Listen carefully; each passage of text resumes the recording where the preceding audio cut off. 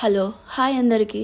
ఇప్పుడు simple easy recipe ఇంకొకటి పన్నీర్ టమాటా curry ఎలా తయారు చేయాలో చూపిస్తానండి. ఒక పెనం పెట్టుకొని అందులో చిన్నగా కట్ చేసి పెట్టుకున్న పన్నీర్ ముక్కలు వేసి దాంతో కొంచెం బటర్ వేసి ఫ్రై చేయాలి. లో ఫ్లేమ్లోనే ఫ్రై చేసి పెట్టుకోవాలి. స్టవ్ మీద ఇంకో బౌల్ పెట్టుకొని అందులో కొంచెం ఆయిల్ వేయాలి. ఆయిల్ హీట్ అయిన తర్వాత ఆవాలు, జీలకర్ర, కరివేపాకు, చిన్నగా కట్ చేసి పెట్టుకున్న గార్లిక్ ముక్కలు కూడా వేసి ఫ్రై చేయాలి.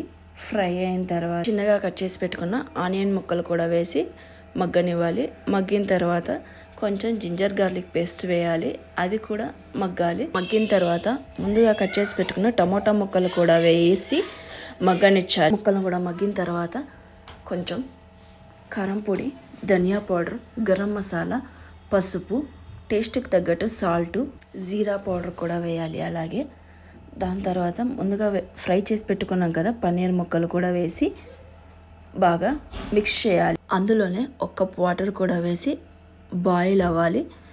ఒక 5 minutes బాయిల్ చేయండి. లో ఫ్లేమ్లోనే హీట్ చేయండి. స్టవ్ ఆఫ్ అయ్యే ముందు కొత్తిమీర చల్లుకొని తినేయడమే. టేస్టీ పన్నీర్ టమాటా కర్రీ రెడీ.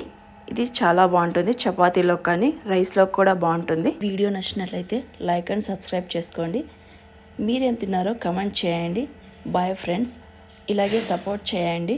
మరిన్ని వీడియోల్ని అప్డేట్ చేస్తూ ఉంటాను. రెసిపీ నచ్చినట్లయితే మీరు కూడా ఒకసారి ట్రై చేయండి.